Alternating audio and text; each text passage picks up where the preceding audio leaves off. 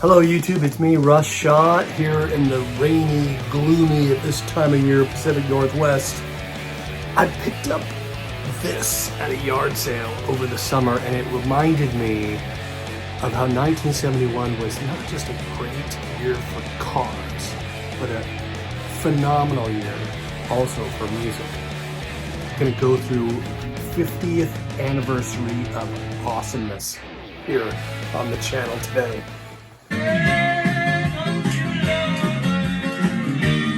This is the 1971 new car. This came out in 1970, by the way, but it was the 71 new cars buyer guide. What do they put on the cover? Land yacht, right?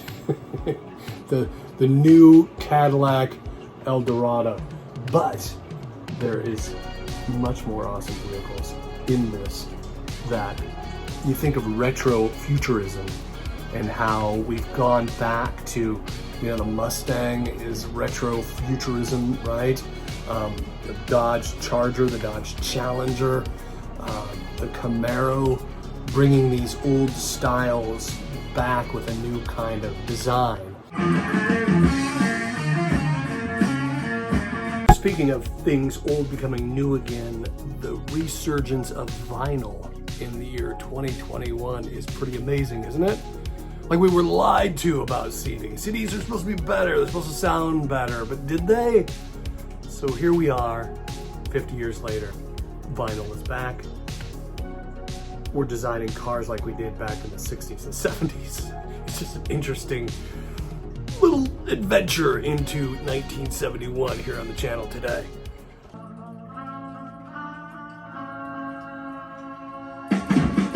So probably the most iconic album to come out of 1971 is Led Zeppelin 4. Fourth studio album by British hard rock band Led Zeppelin, and this is just, every song on this album is amazing. So, getting into the motor trend, 1971 buyer's guide, going back in time, 50 years. These cool old ads, Quaker State. Remember when, some of you remember when oil came in a can like that. The Audi, there it is. Small car, would be considered a small car by American standards at the time. That's for sure. And this is an ad for Audi, Porsche Audi division of Volkswagen. In Germany, with all these other great cars around, Audi is completely sold out. Yep, Audi's popular back then too. Inside Detroit, here we are getting into emission control back in 1971 for Golf. First, here we go. Auto repair manuals. Remember those were a thing? They're still a thing, kind of. But yep, Motor Trend's 1971 new car buyer guide, and I marked some of the cars. This is beautiful right here. Hot Wheels. That amazing. The Buick Riviera boat tail. Back in 1971, Buicks were cool, and now they're doing commercials to try and convince people that Buicks are cool or relevant or looks like the Garcia's got something. a new car. What'd they get? I don't know. Sure doesn't look like a Buick. Buick. I'm outside. Where are you? I'm right here. I'm in the Buick. I don't see a Buick. Take a fresh look at Buick.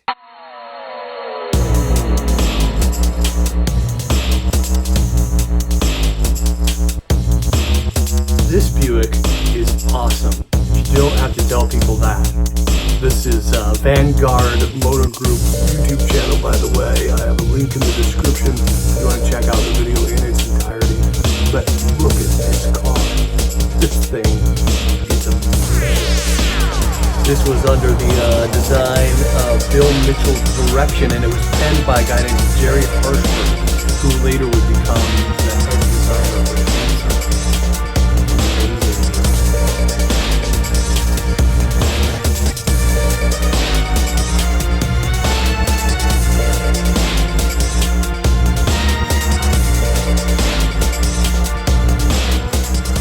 71 Buick Riviera. Also reminded me of this album that came out in 1971, Marvin Gaye.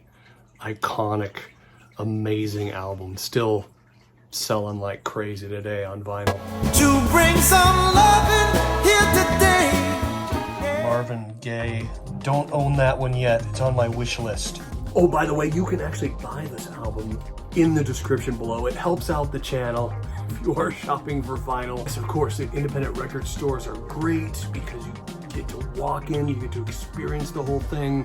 Some people don't live near a major city. Walmart does have some pretty cool exclusive vinyl as well. I'm a Walmart affiliate. Yeah, I know, Walmart. But it's better than Amazon. I've just seen too many people in the vinyl community complaining about records being broken. You know, they're not packaged very well. With these links, you can actually go to your local Walmart, have it shipped there, and pick it up for free without shipping charges or anything. And you know your record's not gonna be damaged. So, more of the Buick bunch. The LeSabre. I had a friend that had a LeSabre. There's some pretty cool cars. The Skylark as well. But now this reminds me of this album, 1971, Jethro, Tull.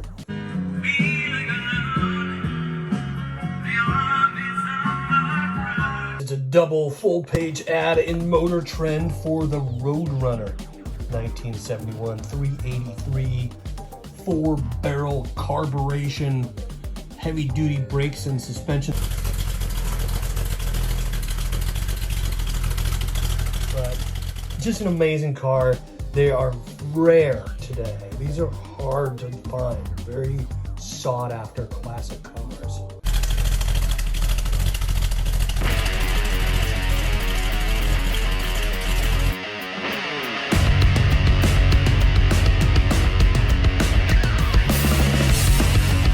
Why does the Plymouth Roadrunner remind me of Jethro Tull's Aqualung? I don't know. Just go with it, will you? This is a fold out. Big album for 1971. And Pontiac going through changes. They had an executive series, the Grand Villa, you know, Chrysler had the Imperial, and of course Cadillac was building huge chunks of steel. Big new, of course we don't put Firebirds. Like, I don't know. We do have a GTO. Look at that. 71 GTO. Here's a 71 Firebird. Look at that. I'm misinformed. I love that year of Firebird, by the way. There were some great cars back then. Here's the GTO, and here's an ad for a little car company from Japan making compact cars, the Toyota. And there's another cool ad right here for Goodyear, which reminds me of another album, 1971's classic, The Rolling Stones, Sticky Fingers. Another great album. It's probably my favorite studio album of the Rolling Stones. There's not a bad song or a filler song on this whole album. It is amazing. It's an old copy, and yeah, the zipper's broken.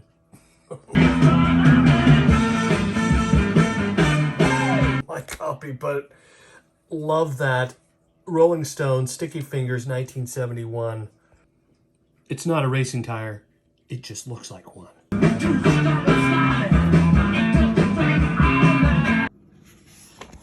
And Motor Trend does a interview with James Garner. Like, why wouldn't they? There's a man that drove a Firebird all through the 70s, right? Cola added. Here we go, man. Here's where we get into some of my favorite cars.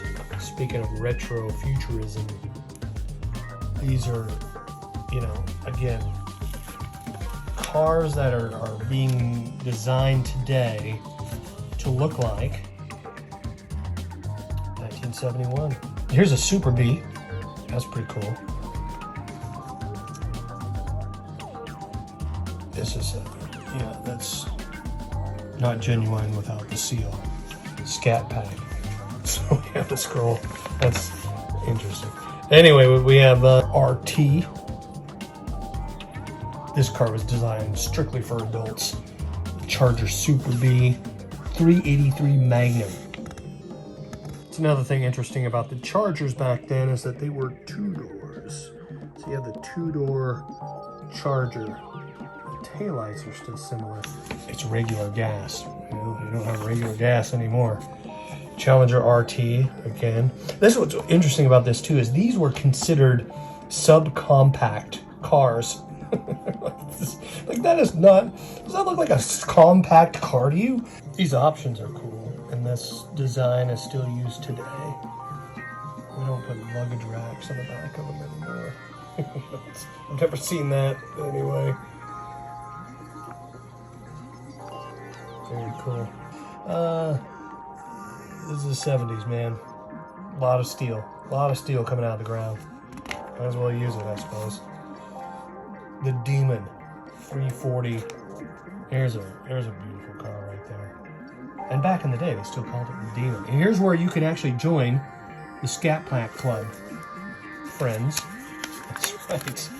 Viewers to the Shaw Family Videos Russ Shaw channel here.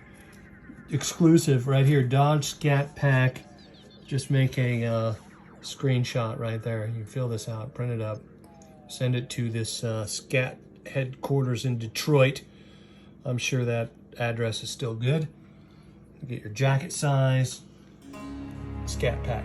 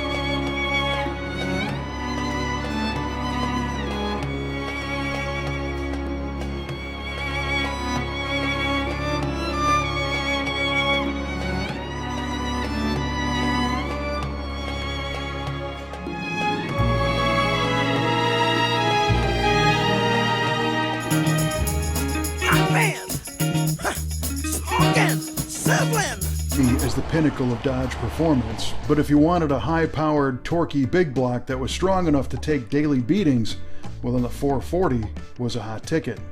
Shotgunning fuel through 3 2-barrel 6-pack carburetors, the 440 squeezed the mixture with a 10.3-to-1 compression ratio under cast iron heads and turned it into 385 horsepower at 4,700 RPM and 330 pound-feet of torque, pulled fresh air in with less resistance than the standard hood. This one is backed by a TorqueFlite automatic 3-speed transmission shifted on the floor and a Dana 60 rear axle equipped with a limited slip differential and 4 10-to-1 gears intended to get the car off the line in a hurry.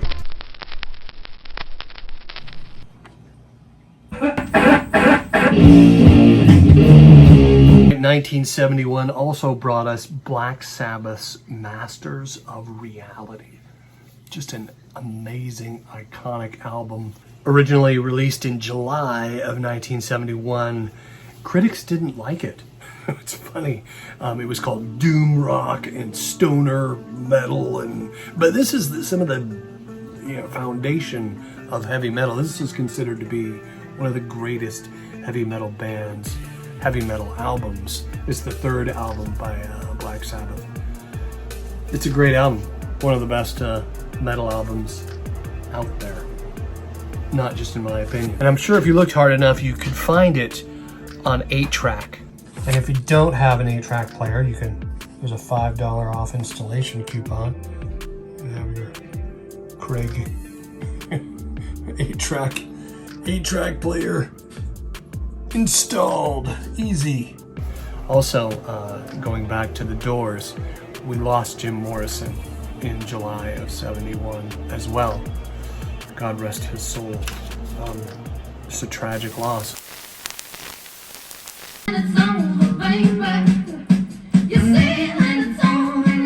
Another amazingly talented artist that we lost in 1970, whose album was released in '71, was this young woman, 27 years old, same age as Jim Morrison, heroin overdose. Another amazing artist. Just her voice, her energy.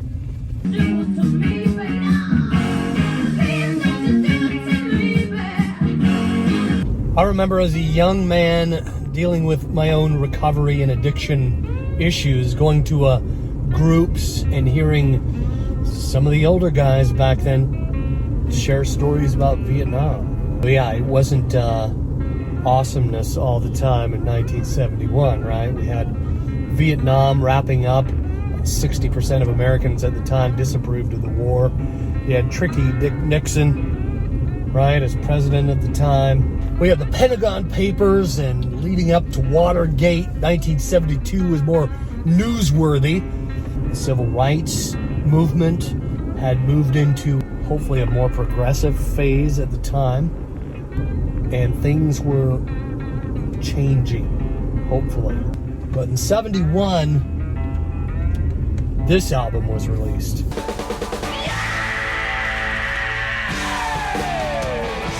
Speaking of putting a voice to some social unrest.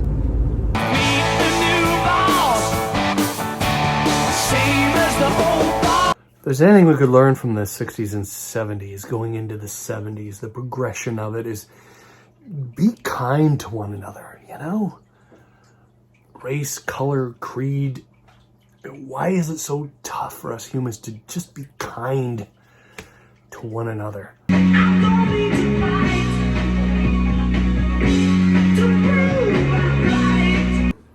I don't have the album, by the way, Who's Next, but I do have a greatest hits, and this actually sounds really good. And it's got, you know, the 1971 classics there, second bunch of hooligans. But I love the Who. It's a great album. It's a great record. It's another one of those studio albums that's just, every track is amazing. 1971 had a number of those now. What, 4? And in 1971, Ford figured the boomers had grown up and needed a more adult Mustang.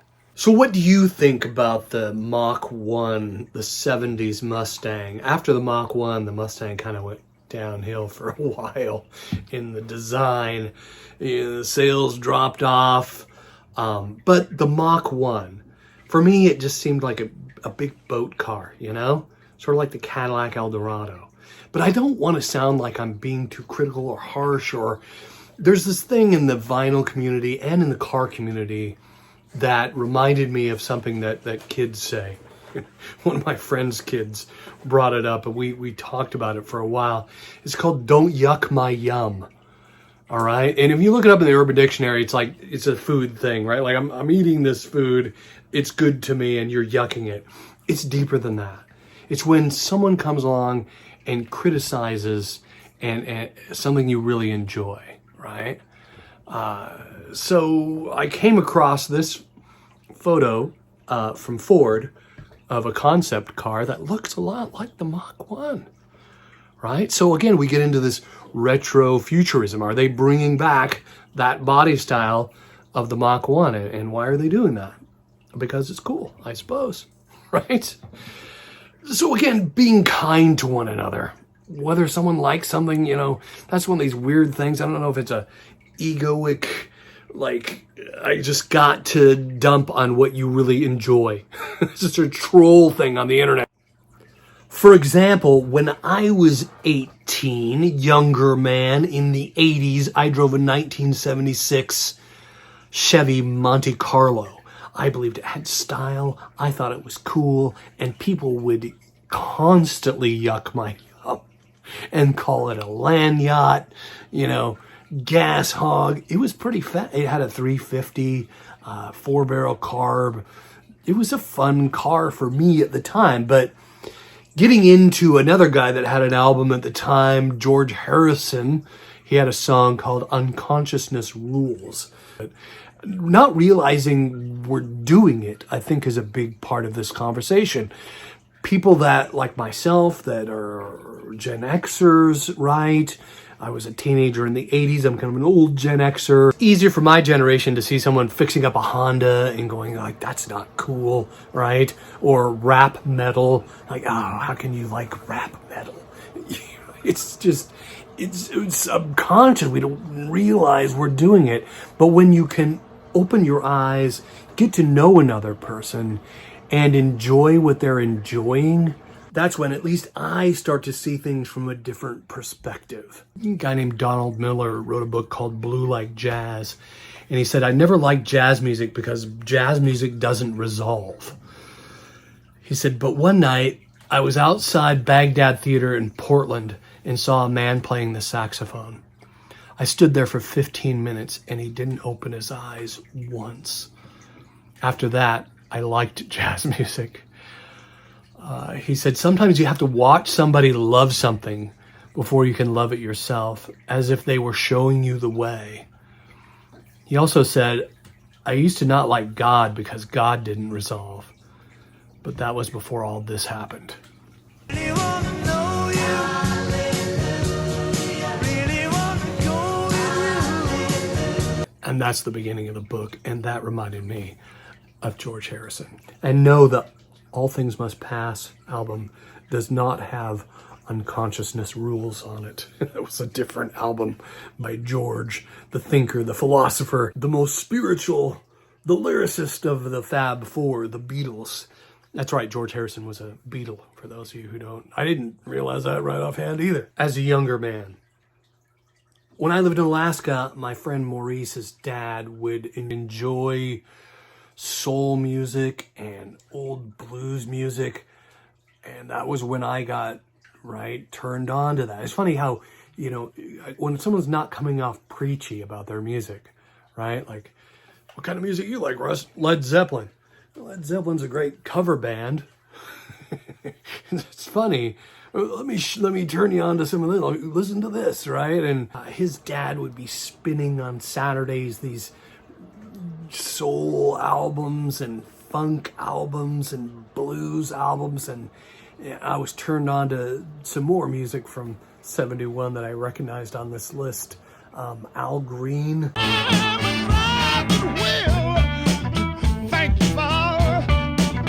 Great soul artist, released that in 1971. The band War is a great band that you may not have heard of.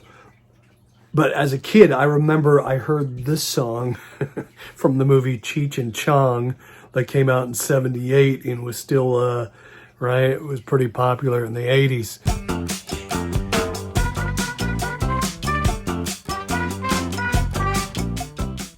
And every time I've seen a War album, and this is a really underrated band, you'll see them in the bins, you know, you're looking through used albums. I've never been disappointed by a War album yet.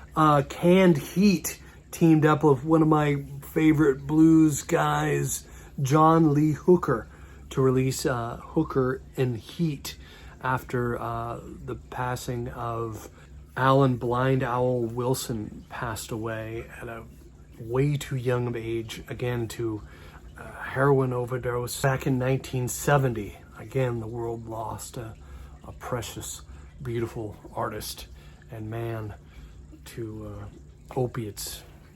The opiate crisis isn't new. Tragic, but great that John Lee Hooker did that double album with them. It's a great blues album. Boom, boom, boom, boom.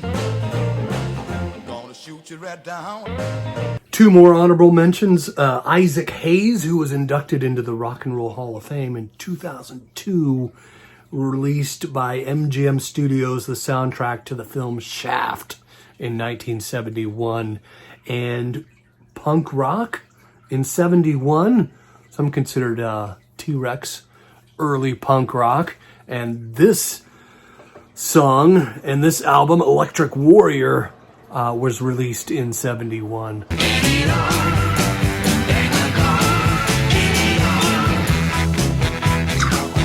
So I hope you enjoyed this video. If you did, comment below what was your favorite car from the 70s, your favorite film, which album in this list is your favorite. And remember, this is actually like an online freaking record store.